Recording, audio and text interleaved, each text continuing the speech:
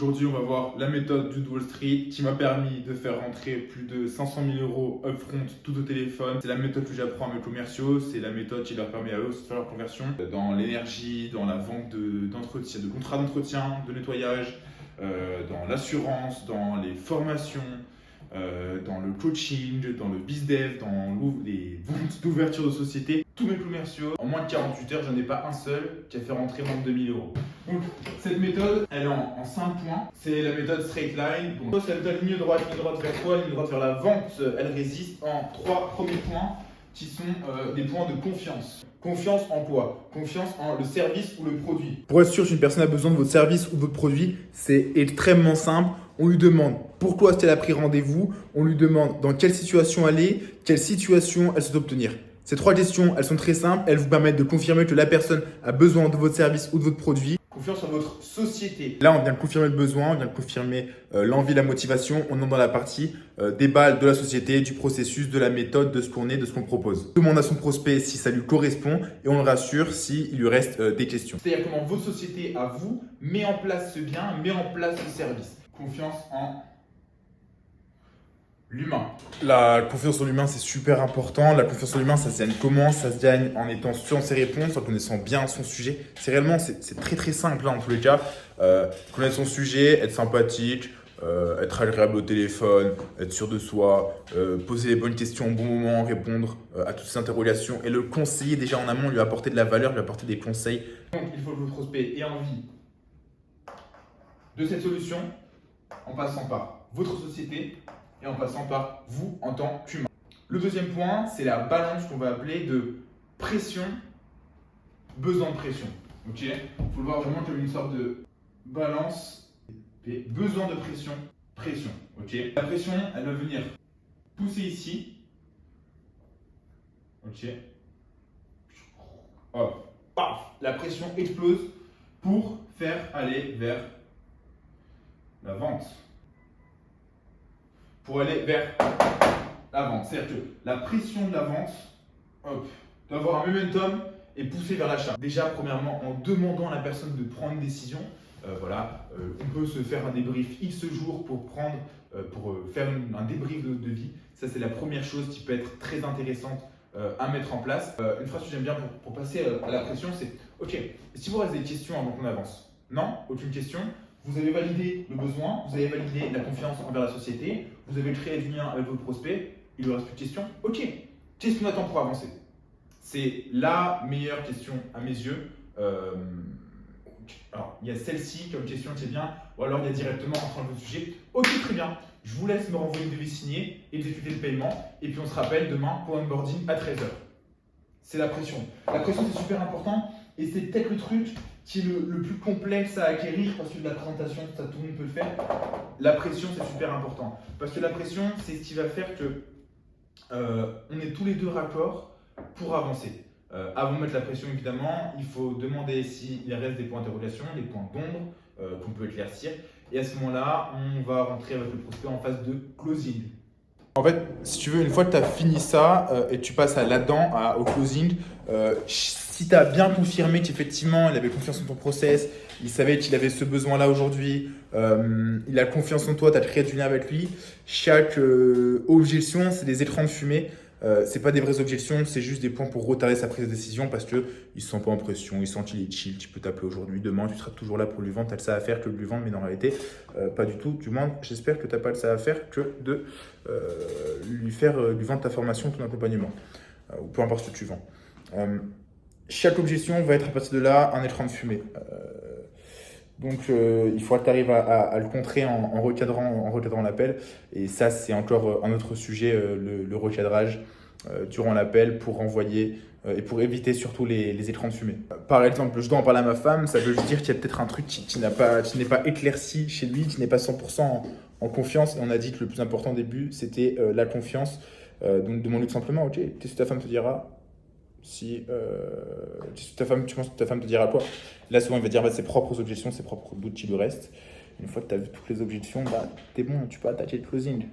Donc, il y a ces 2 phrases magiques en option pour vos process de vente. Si vous voulez être plus ou moins agressif, si pour lui c'est plus ou moins un big step, si c'est un big step à prendre pour votre prospect, Je vais vous recommander si vous demander si vous reste des questions. Ok. Non. Alors très bien. Qu'est-ce qu'on attend pour attaquer? Rien. Ok, on attaque. Il faut que je vérifie tel ou tel truc. Vous validez, vous rassurez, etc.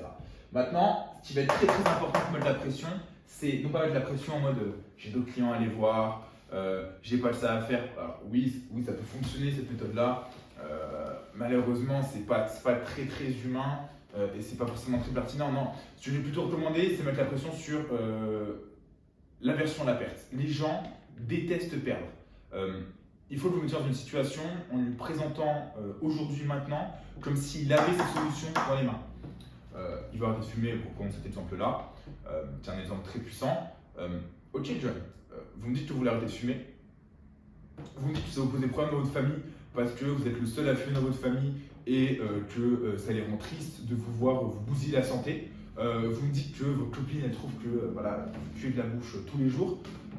Dans 6 mois, là, parce que l'accompagnement dure 6 mois, où est-ce que vous voulez vous retrouver? Et si dans 6 mois, vous voulez reprendre contact et qu'on échange à nouveau, ou alors est-ce qu'on met aujourd'hui le plan en place et maintenant votre vie change, d'accord John? C'est pas dans 6 mois que votre vie va changer, c'est aujourd'hui. C'est en prenant une décision que votre vie va changer. Et donc là, en fait, on met directement dans il a la solution instantanément. Ok, John, écoutez, si vous voulez, on reste ici. On se recontacte dans 6 mois. Et dans 6 mois, vous aurez le même problème et vous serez dans la même situation. Appuyez sur le paye. Ok, mais c'est ça pour tout. Si vous faites un accompagnement pour restructurer le RH, la personne vous a expliqué voilà, ça me pose des problèmes, j'ai beaucoup de turnover, je vois que mes équipes sont pas très contentes quand elles arrivent le matin pour bosser, j'ai des sales qui sont moins performants que mes équipes par le passé, voilà, j'ai un problème RH. Bah, on rappuie un peu sur la douleur. Et c'est douleur plus Certi était déjà là.